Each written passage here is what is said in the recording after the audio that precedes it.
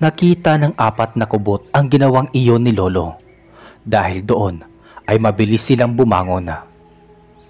Pagkabangon nila ay kinalat nila ang kanilang buhok. Nagmistulang payong iyon habang nakatitig sila kay Lolo. Nang mga sandaling yon ay inihahanda na rin ang kanyang sarili. Kung inaakala ninyo matatakot ako sa inyo, diyan kayo nagkakamali. Sige, sugurin niyo ako at nang malaman ninyo kung ano ang tunay ninyong hinahanap. Sigaw ni Lolo. Napahagik-gik ulit ang apat na aswang at sa isang pagkisap ng mga mata ng aking abuelo, muli silang umatake. Subalit noong maramdaman nila ang puwersa ng aking lolo, ay para silang mga batong biglang natigilan sa paggulong. May isang kubot ang humakbang ng ilang beses patungo sa kinaroroonan ni Lolo, pero agad ding iyong natigilan at napawika. Kaya pala ang lakas ng loob mo.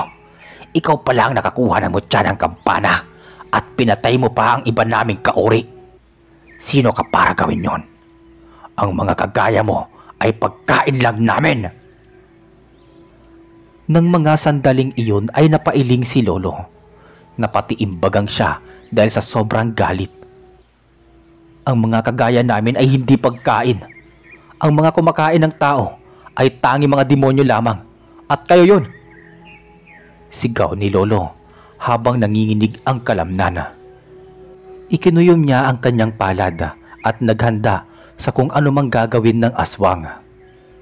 Makalipas ang ilang sandali ay humakbang din ang isang aswang at nagwika.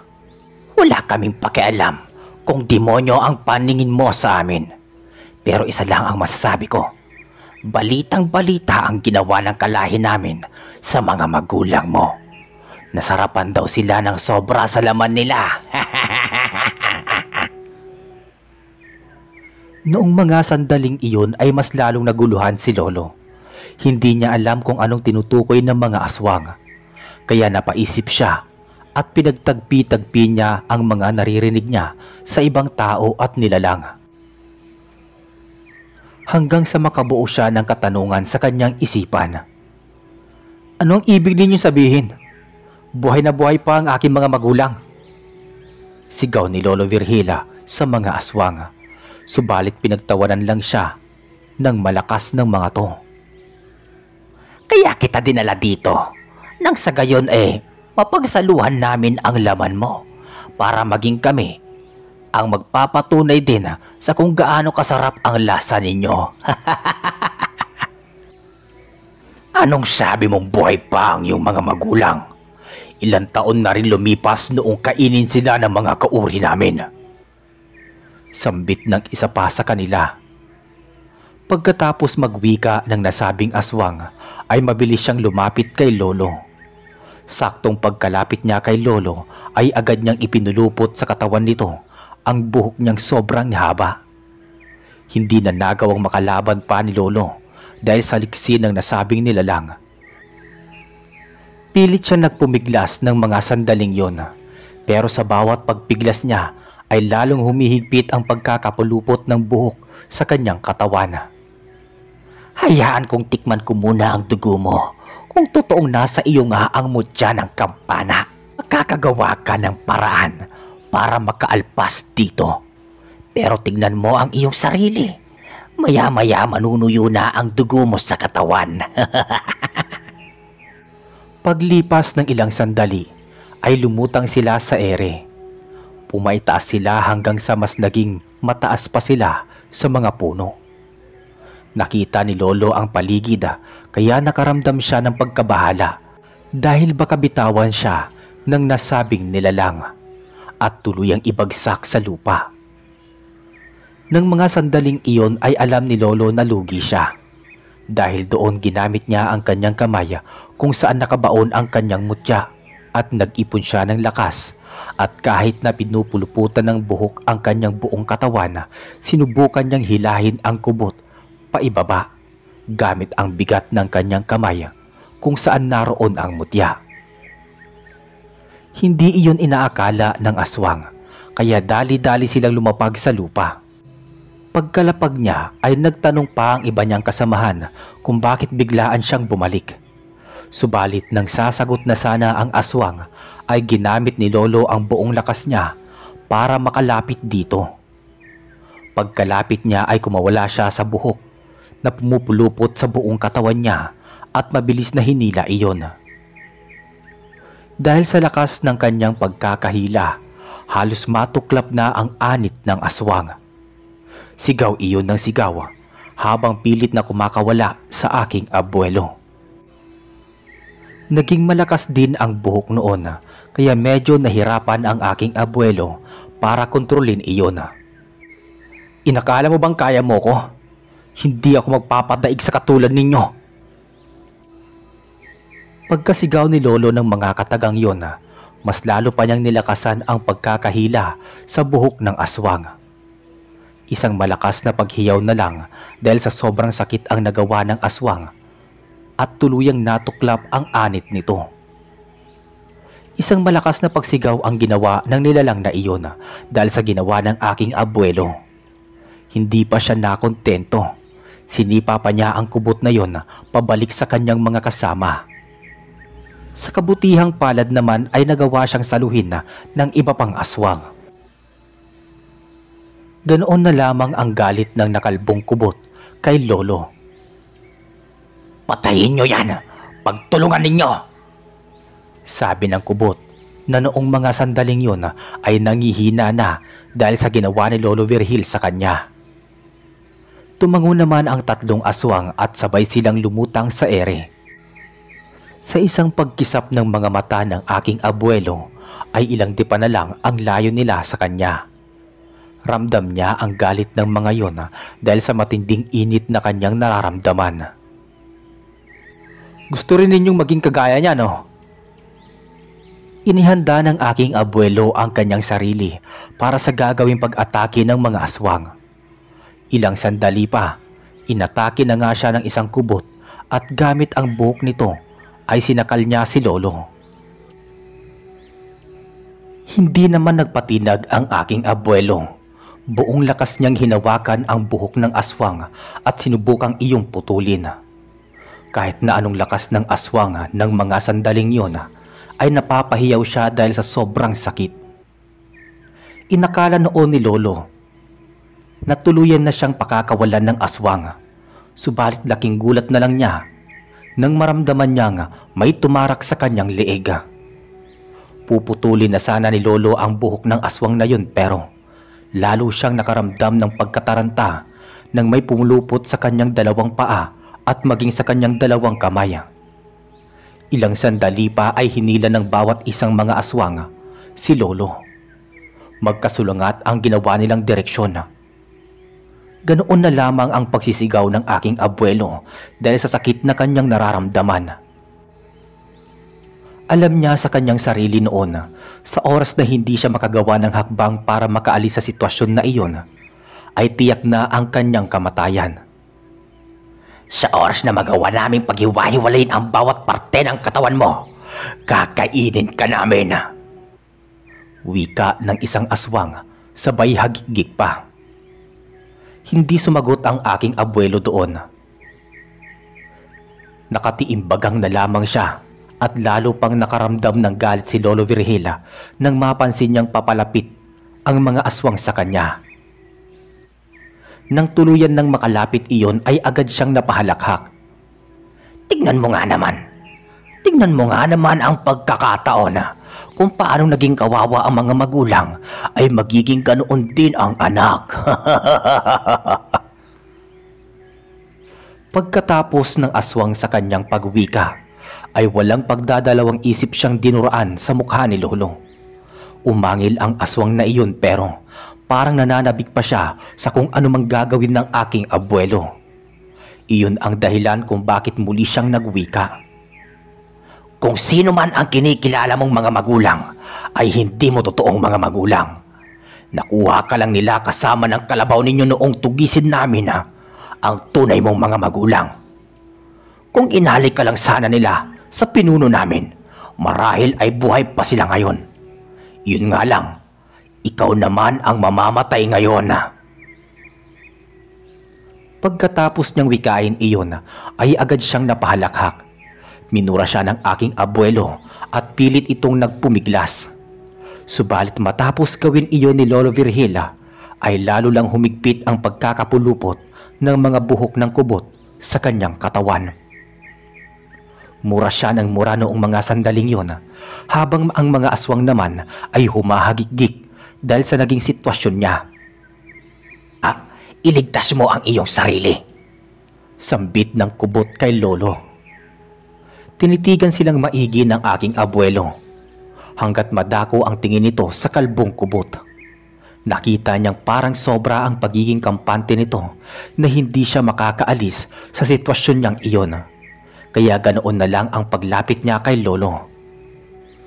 Lapit pa, lapit pa, sambit ni Lolo sa kanyang sarili habang lihim na inaantabayanan ang galaw ng aswang na yon. Nasaktong paglipas ng ilang sandali ay tuluyan ng nakalapit sa kanya ang aswang na yon.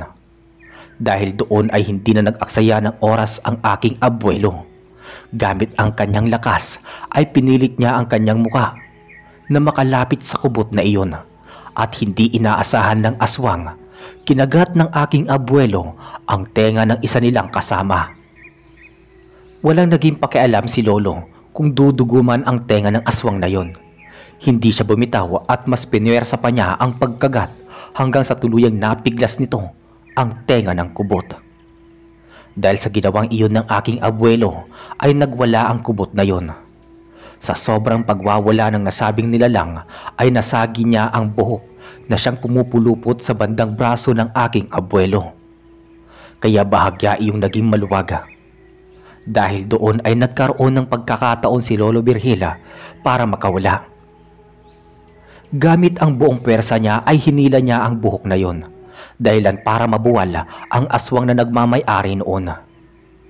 Hindi niyo ako maiisahan, sabi niya sa kanyang utak.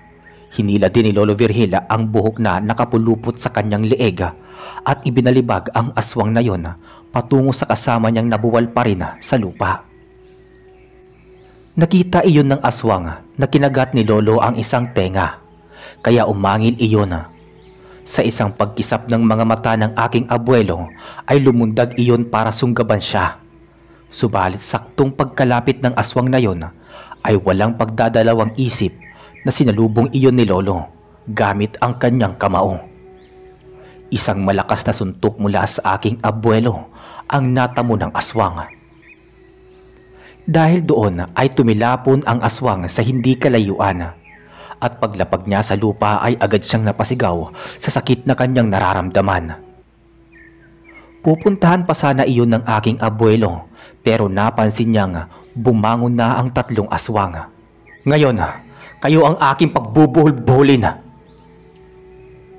Napansin ni Lolo na humahanda na ang tatlo sa kanilang pag-atake. Dahil doon, hinayaan niya lang sila.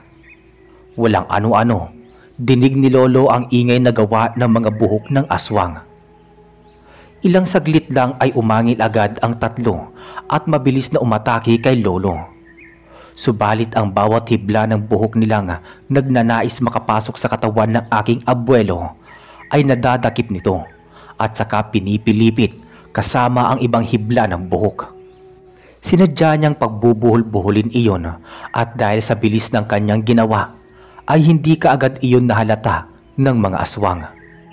Ilang sandali pa ay umangil ang aswang. Alam ni Lolo Virgila na napansin na nila kung ano mang kanyang ginawa, kaya naghintay siya sa kung ano ang kanilang gagawin.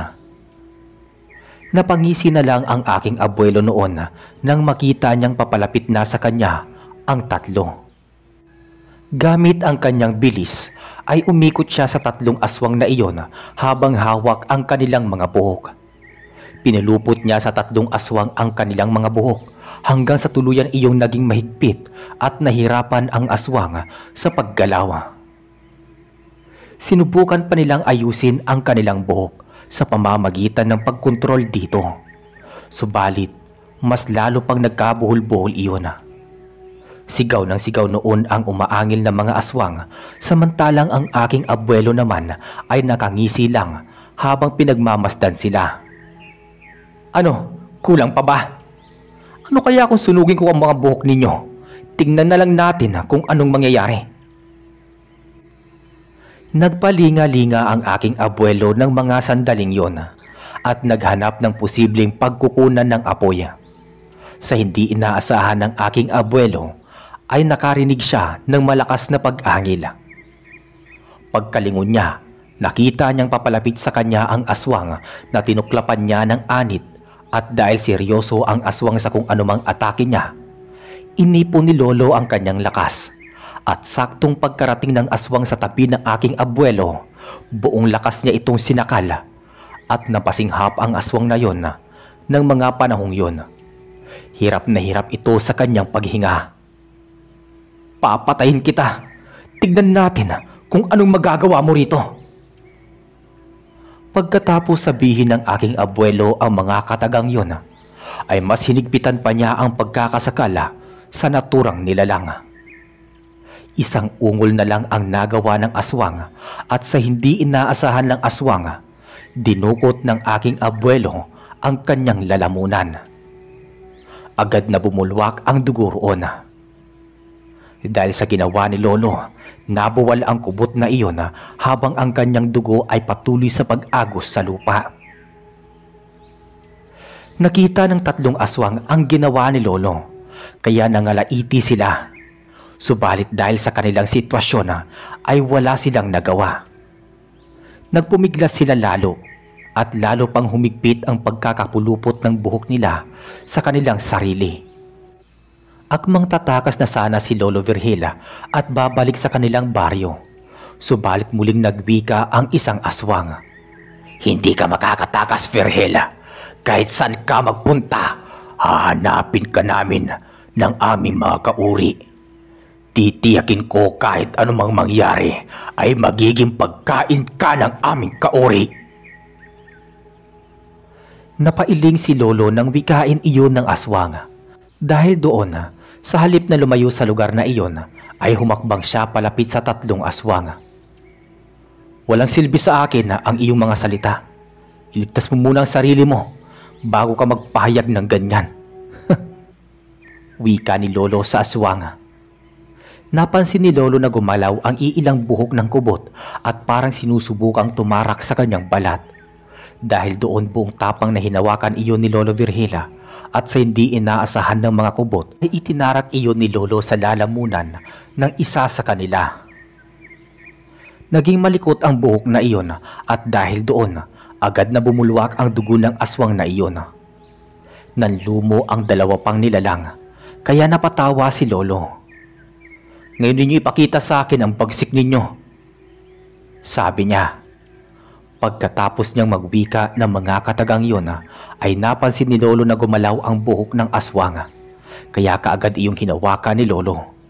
Nais mo rin palang matulad sa kanya, ano? Akmang itatarak na sana ni Lolo ang buhok ng aswang sa lalamunan nito.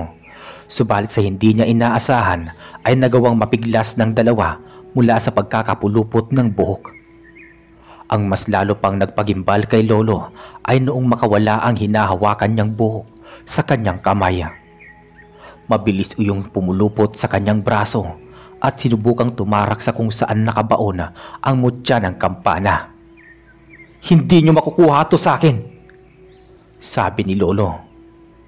Mabilis niyang hinawakan ulit ang buhok na nakapulupot sa kanyang braso at walang pagdadalawang isip na hinila iyon nang mawari niya kung alin sa dalawang aswang ang nagmamay-ari noon.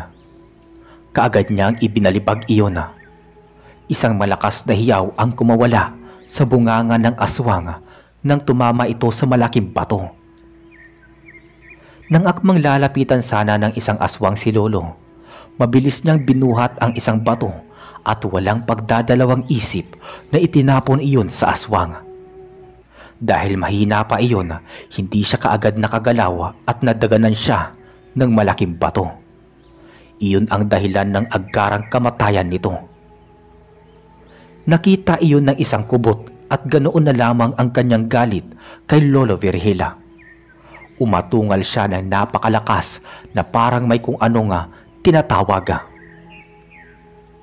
agad na nagkaroon ng masamang kutob ang aking abuelo. Dahil doon ay pinatigil niya ang mga kubot. Subalit baliwala lang sa kanila ang sinabing iyon ng aking lolo. Dahil doon, nagpasya si Lolo Virgila na lapitan iyon. Binantaan niya ang mga kubot na sa oras na hindi siya titigil, titiyakin ni Lolo na kakalat sa lupa ang kanyang utak. Subalit sa halip na matakot ay tinawanan lang siya ng kubot at ipinagpatuloy nito ang kanyang ginagawa. Nang mga sandaling yun, nanginig ang buong katawan ni Lolo Virgila dahil sa galit na kanyang nararamdaman. Ikinuyom niya ang kanyang kamao kung saang banda nakalibing ang mutya ng kampana. At bago pa man makaimik ang nasabing aswang, mabilis na niyang sinuntok iyon sa sintido. Isang malakas na ungol ang nagawa ng aswang at kasunod noon ay nabiyak ang kanyang ulo, saka nagkalat nga sa lupa ang utak nito. Napailing na lang ang aking abuelo dahil sa sobrang baho ng utak ng aswang na parang nabubulok na. Iyan ang nararapat sa mga kagaya ninyo, wika ni Lolo. Habang nasa ganoong sitwasyon ay nakaramdam ng kakaibang init sa kanyang katawan si Lolo. Dahil doon ay nagmatsyag siya sa paligid. Muli pa niyang tinitigan ang aswang na iyon at napakunot noo siya dahil maging ang kanyang mga kasamahan ay siguradong wala ng buhay. May hindi magandang mangyayari ha. Baka ang ginawang ingay ng kubot na yon ay panawag pala sa mga kauri niya, wika ni Lolo. Nang mga panahong yun lang daw nakaramdam ng matinding kilabot ang aking abuelo. Dahil doon, mabilis siyang nagtago sa itaas ng isang matandang puno at nagmatsyag sa paligid. Makaraan lamang ang ilang sandali, nakarinig si Lolo ng sunod-sunod na pagaspas ng mga pakpak at mga mabibilis na yabag ng paa. Mas lalo pang uminit ang pakiramdam ng aking abuelo ng mga sandaling yun. Iisang bagay lang ang pumasok sa kanyang isipan. Tinawag ng nasabing kubot ang ibang aswang. Alam ni Lolo Virgila na hindi maganda ang kanyang kahihinatnan sa lugar na iyon. Subalit sa oras na umalis siya sa kanyang pinagtataguan, batid niyang makikita at magagawa siyang hulihin ng kanyang mga kalaban. Gawa noon, minabuti niyang manatili sa ibabaw ng puno habang nagmamatsyag sa paligid. Pagkaraan pa ng halos 5 minuto ay nakita niya ang napakaraming nilalang na umaaligid sa bahagi kung saan niya nakasagupa ang mga kubot. May mga naglalakihang aso na nagbabaga ang mga mata. Meron ding mga baboy na halos kalahating dipa na ang haba ng pangila. Dinig din niya ang mga pagaspas ng mga aswang na nasa itaas at para sipatin ang buong paligid upang alamin kung saan siya. Walang ano-ano. May isang kulay itim na kalabaw ang lumapit at naglakad patungo sa bahagi kung saan naroon ang mga bangkaya ng babaeng aswang. Tinitigan ng aking abuelo ang kakaiba pang mga mata ng kalabaw na yon.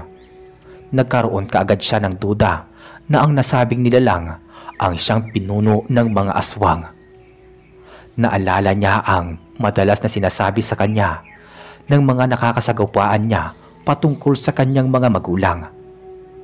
Kahit na may pag-aalinlangan, parang may kung ano sa loob niyang nagsasabi na tama ang tinuturan ng mga aswang sa kanya. Kung hindi ko man totoo magulang ang aking kinikilala, tiyak tama sila. Hindi ko papayagan na mabuhay pa ang aswang na yan. Igaganti ko sila. Igaganti ko ang mga totoo kong magulang. Saad niya sa kanyang sarili habang nakatiimbagang at nakakuyom ang palad.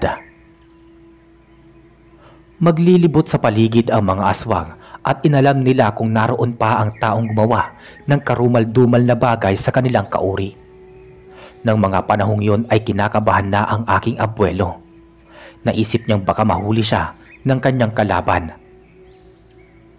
Subalit sa kabutihang palad, dahil sa kakaibang birtud na kanyang tinataglay, ay hindi kaagad siya natagpuan ng mga nilalang. Kahit na makailang beses silang nagpabalik-balik sa puno kung saan siya nagtatago, hindi pa rin nila siya natagpuan. Walang ano-ano, nadako ang paningin ni Lolo Virgil sa kalabaw. Ipinako niya ang kanyang titig at nakita niyang unti-unting nagbago ang anyo ng nasabing nilalang. Mula sa isang kalabaw ay naging isang matanda iyon na may napakahabang buhok at pansin din niya na may pangil iyon. Kaya agad niyang nawari na iyon ang pinuno ng mga aswang. Nang unay inisip niyang babae iyon, subalit nang marinig niyang magwika ang nasabing matanda, nawari niyang iyon ay lalaki. Tignan niyong maigi ang paligid. Naaamoy ko siya at nararamdaman ko ang enerhiya niya. Nandirito pa siya. Talasan ninyo ang inyong pakiramdam. Utos ng lider sa kanyang mga tauhan. Nagpatuloy sila sa paghahanap kay Lolo Virgil. Subalit kahit saan mang silang maghagilap ay wala silang nakikitang tao. Hindi umalis ang mga aswang na iyon hanggang sa pagtilaok ng mga manok. Nakahinga na lamang ng maluwag si Lolo noong magsimula na ang lumiwanag ang silangan.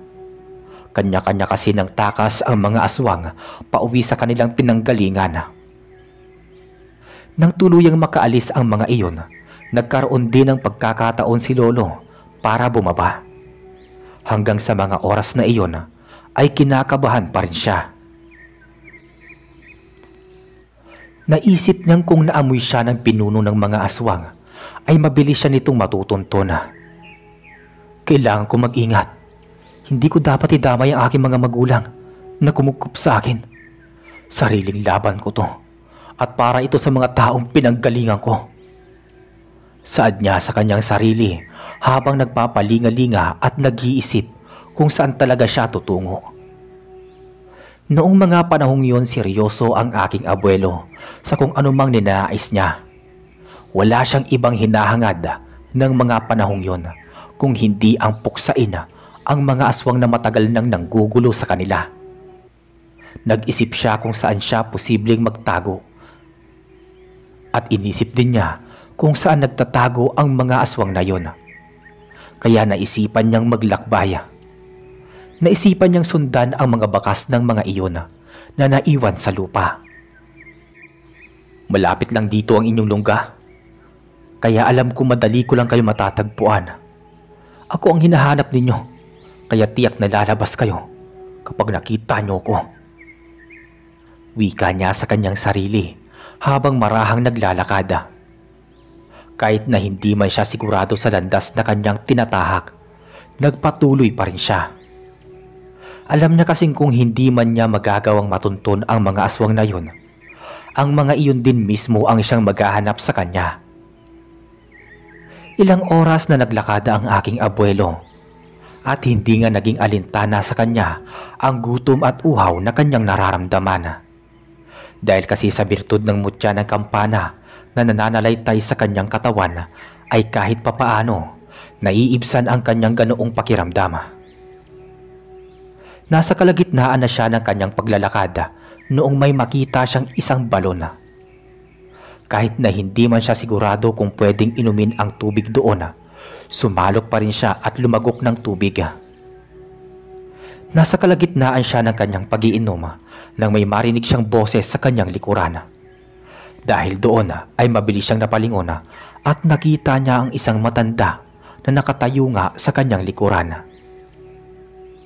Hindi ba't ikaw ang anak ng mag-asawang kinain ng mga aswang? Kung hindi ka nagawang iligtas ng iyong mga magulang, ay tiyak na naging alay ka na para sa pinuno nila. Noong marinig ng aking ama ang mga katagang iyon, ay saglit siyang natigilan. Hindi niya alam kung ano ang kanyang sasabihin, kaya napanulok na lang siya ng kanyang laway. Dahil makailang beses na niyang narinig ang mga bagay patungkol sa sinasabi nilang totoo niyang mga magulang, naisipan niyang magtanong. Paano ka nakakasiguro na ako nga ang batang yon? May mga magulang ako at silang nagpalaki sa akin. Bahagyang napayuko ang nasabing matanda at muling ibinaling ang kanyang paningin kay Lolo. Ako ang saksi kung paano nila ginawa ang karumal-dumal at walang awa na pagpaslang sa iyong ama at ina. Mabuti na nga lang at nagawa kang kunin ng kinikilala mong ama. Itinakas ka ng iyong mga magulang dahil ikaw na ang isusunod na alay sa pinuno ng mga aswang na nooy madalas na nananalasa sa aming baryo. Oo, magkababaryo kami ng iyong ama at ina. Pagkarinig ng aking abuelo ng mga katagang iyon ay parang nasolusyonan na ang matagal niyang iniisip. Napabuntong hininga na lang siya at tinanggap kung anumang ideyang nalalaman niya mula sa matanda. Nais kong gumanti sa kanila. Hindi ako papayag na basta na lang mabubuhay ang mga ganoong nilalang. Gagawin ko ang lahat para mapuksa sila. Wika ni Lolo. Nagpakilala sa kanya ang matanda na si Ka Elias. Sinabi pa nito kay Lolo na maaari na itong tulungan sa abot ng kanyang makakaya. Dagdag pa niya ay matanda na siya at wala siyang kalaban-laban sa mga nilalang nakakalabanin ang aking abuelo. Nauunawaan naman iyon ni Lolo, kaya sinabi niya siya na ang bahala sa mga aswang. Gabayan niyo na lamang po ako patungo doon at pangako, hindi ka mapapano. Tumango naman sa kanya si Ka Elias at napangiti. Nagpatuloy na lang sila sa kanilang paglalakad. Dahil naroroon na si Ka Elias, hindi nahirapan si Lolo sa pagbaybay ng daan patungo sa kinukukutaan ng mga nilalang na kanyang hinahanap. Habang naglalakad sila ay naging panatag ang pagkukwento ni Ka Elias sa kanya patungkol sa buhay nila sa baryo na kanilang pinanggalingan.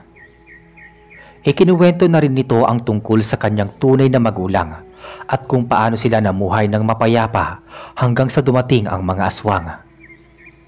Habang nagkukwento noon ang matanda, naging panay ang kanyang paglinga. Parang may kung ano siyang kinatatakutan o kinababahala. Dahil doon ay tinanong ng aking abuelo kung bakit parang ito ay balisa. Natatakot ako na baka may kung anong mangyari sa aking mga kadugo. Pero bahala na. Ang mahalaga, matutulungan kita at mapapanatag na rin ang aking kalooban. Sabi ng matanda kay Lolo Virgil.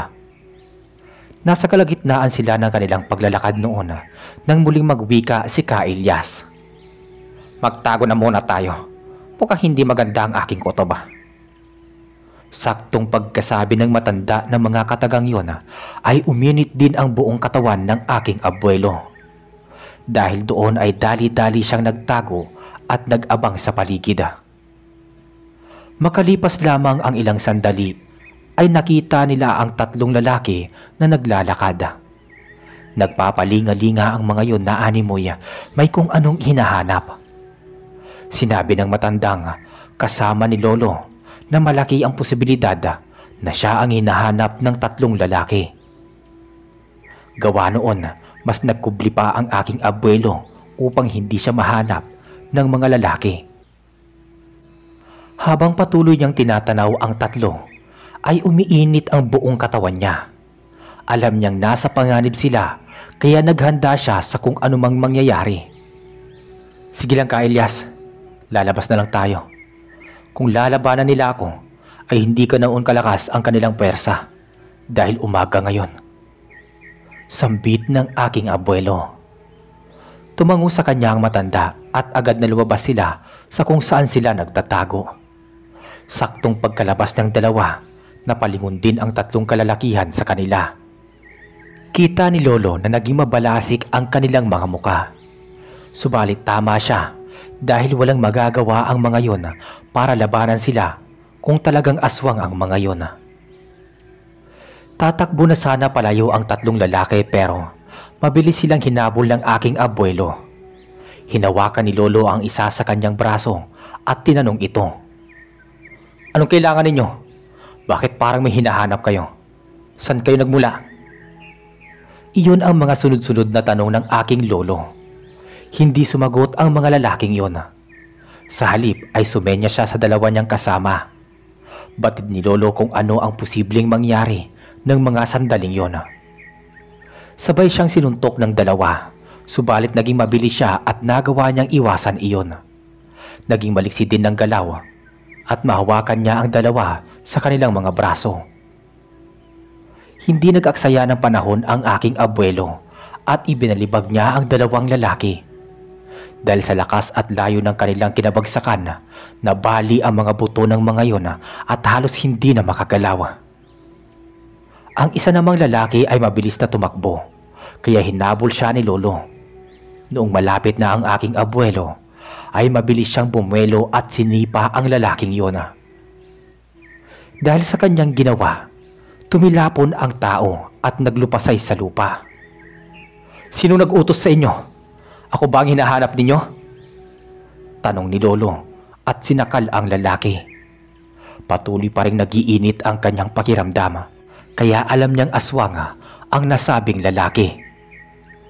Hindi ko sasabihin kung sino nag-utos sa amin, kahit patayin mo man ako.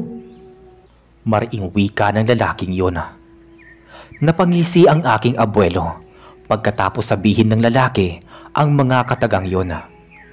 Agad siyang napaisip kung anong kayang gawin at kung ano ang kanyang gagawin para mapaamin ang taong iyon sa kung sino man ang nag-utos sa mga to.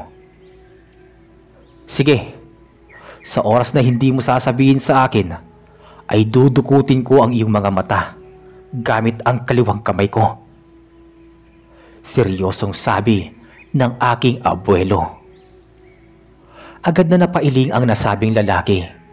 Muli niyang sinabi ang katagang hindi niya sasabihin kung sino ang nag-utos sa kanila.